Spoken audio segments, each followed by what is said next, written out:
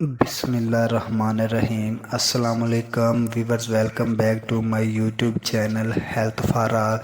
तो वीवर्स, आप कैसे हैं? उम्मीद करते हैं कि आप बिल्कुल ठीक ठाक हैं और अपनी ज़िंदगी को हंसी खुशी इंजॉय कर रहे हैं। तो वीवर्स, हमसे अक्सर ये सवाल किया जाता है, हमसे अक्सर ये पूछा जाता है, बात दोस्त फ्रेंड्स वगैरह या हमारी माएँ बहनें ये मैसेज करके पूछती हैं कि किन दिनों में हम बिस्तरी करनी चाहिए और औरत का अंडा कब रिलीज़ होता है।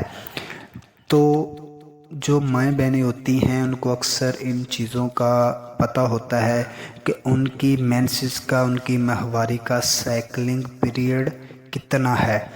अगर तो उनका साइकिलिंग पीरियड मतलब मेंसेस के डेज़ 28 दिन हैं तो आपने उनमें से 14 डेज़ माइनस कर देने हैं।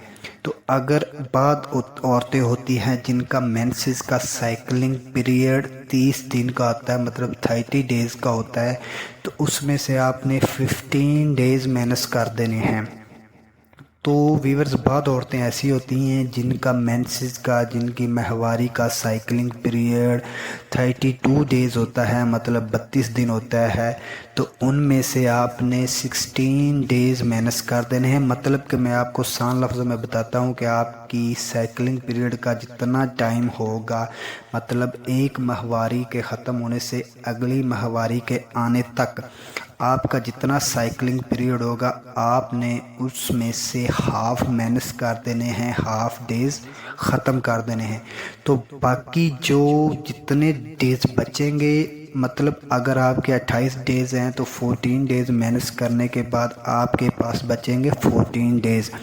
तो 14 डेज़ में 14 दिनों में आपकी माहवारी ख़त्म होने के बाद जो 14 दिन होंगे उनमें से पहले 7 दिन छोड़कर जो अगले 7 से 8 दिन बचेंगे उनके अंदर औरत का एग रिलीज़ होता है।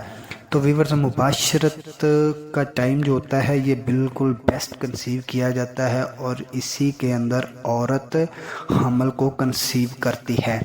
तो वीवर्स, इसकी निशानी ये होती है कि औरत की शर्मगाह से लेसदार पानी सा निकलता है, जिसको आम लफ्ज़ों में मनी बोलते हैं, वो निकलती है, हल्के भूरे कलर की होती है।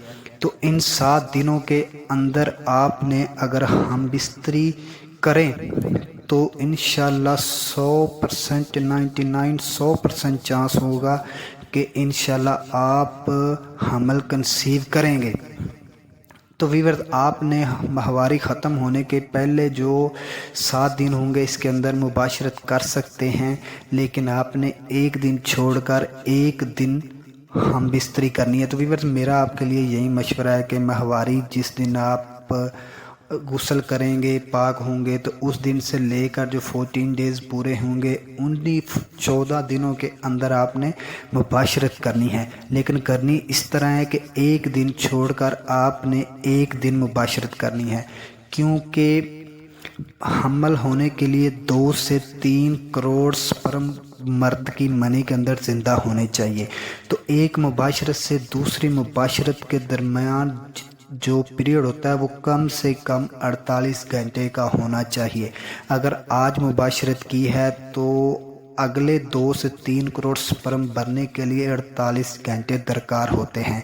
तो वीवर, इसीलिए अगर आप एक दिन छोड़कर एक दिन मुबाशरत करेंगे तो वो स्पर्म की तादाद पूरी होगी और जो स्पर्म ज़िंदा होंगे। और इससे दूसरा ये होता है कि जो पहले 7 दिन होंगे उसके अंदर औरत का टेम्परेचर बॉडी का ज़्यादा हो जाता है। उसके अलावा औरत की जो बच्चेदानी होती है, औरत की शर्मगाह होती है, उसका भी टेम्परेचर ज़्यादा होता है। तो इसलिए आप एक दिन छोड़कर एक दिन करेंगे तो एक तो वो टेम्परेचर नॉर्मल रहेगा और दूसरा ये कि बंदे के जो स्पर्म होंगे वो 2 से 3 करोड़ कंसीव हो जाएंगे। तो व्यूअर्स, इस तरह आप इंशाल्लाह माहवारी के बाद अगर आप जो 14 डेज़ बचेंगे, अगर आप एक दिन छोड़कर एक दिन मुबाशरत करेंगे तो इंशाल्लाह आपको हमल होगा और अल्लाह आपको नरीना औलाद